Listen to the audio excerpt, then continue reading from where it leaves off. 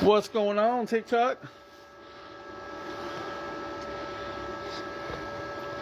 This is your 3-in-1 multi-processor. It does flex, lift, TIG, and stick, guys. It is freaking incredible, and they are finally back in stock. This welder has been sold out for the longest time by Yes Welders. Since Black Friday, it's been sold out. The last 2 days, there's been inventory. The cool thing is, guys, it is shipped from the USA. So guess what? You are literally going to get it within 3 to 5 business days. You're going to get it within 3 to 5 business days. So yes, you're going to get it before Christmas.